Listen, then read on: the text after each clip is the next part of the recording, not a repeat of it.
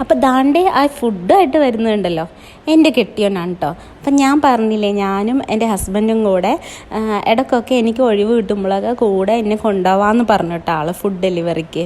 പിന്നെ എനിക്കൊരു സന്തോഷം കേട്ടോ, കാരണം ഞങ്ങളുടെ ജീവിതത്തിൽ എനിക്ക് വലിയ ഇഷ്ടമായിരുന്നു ബൈക്ക് റൈഡൊക്കെ പോകുന്നത്. എനിക്ക് അതിനുള്ള അവസരമേ കിട്ടിയിട്ടില്ല.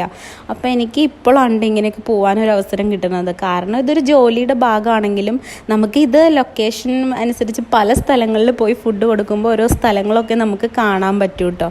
പിന്നെ ഇതെനിക്കൊരു ഗെയിം പോലെ തോന്നണം, കാരണം നമ്മൾ കുറേ നേരം വെയിറ്റ് ചെയ്യുമ്പോഴൊക്കെ ആയിരിക്കും ചിലപ്പോൾ ഒരു ഓർഡർ കിട്ടുന്നത്.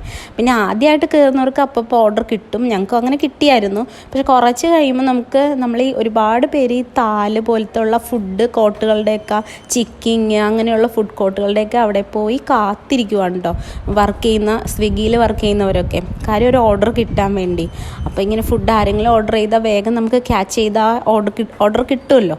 അങ്ങനെ ഞങ്ങൾ ഓരോ സ്ഥലത്ത് പോയി. പിന്നെ ഞാൻ കാണാത്ത ഒരു ഹോസ്പിറ്റലാണ് കേട്ടോ, രാജഗിരി ഹോസ്പിറ്റൽ. അവിടെ ഞങ്ങൾക്കൊരു ഫുഡ് ഡെലിവറി ഉണ്ടായിരുന്നു കേട്ടോ. അപ്പം ഞങ്ങൾക്ക് അങ്ങനെ കുറച്ച് സ്ഥലങ്ങളൊക്കെ കാണാൻ പറ്റി കേട്ടോ. എപ്പോഴൊന്നും കൂടെ കൊണ്ടുപോകാൻ പറ്റിയില്ലെങ്കിലും പറ്റുന്ന സമയങ്ങളൊക്കെ കൊണ്ടുപോകാമെന്ന് പുള്ളിക്കാരൻ എന്നോട് പറഞ്ഞു കേട്ടോ.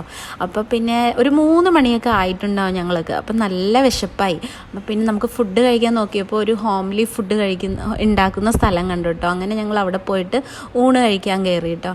അപ്പം നല്ല വാഴയിലൊക്കെ നല്ല കുത്തരി ചോറും പച്ചടിയും അച്ചിങ്ങ തോരനും പിന്നെ ചമ്മന്തിക്കൊക്കെ നല്ല ടേസ്റ്റായിരുന്നു കേട്ടോ. വിശപ്പ് കാരണം എല്ലാ കറിക്കും ഭയങ്കര ടേസ്റ്റായിരുന്നു കേട്ടോ. പിന്നെ സാമ്പാറും മീൻകറിയുടെ ചാറും ഉണ്ടായിരുന്നു. പിന്നെ ഹസ്ബൻഡ് ഒരു മുട്ട ഡബിൾ ഓംലേറ്റും ഞാൻ ഒരു ഫിഷ് ഫ്രൈയും പറഞ്ഞു. പക്ഷേ ഫിഷ് ഫ്രൈക്ക് പിന്നെ അപാര റേറ്റ് ആയിരിക്കുമല്ലോ, എന്നാലും നല്ല ടേസ്റ്റ് ഉണ്ടായിരുന്നു കേട്ടോ. പിന്നെ നിങ്ങൾക്ക് ഞങ്ങളുടെ ഇല കാണുമ്പോൾ അറിയാം അത്രയ്ക്ക് വിശപ്പുമായിരുന്നു. നല്ലൊരു പായസം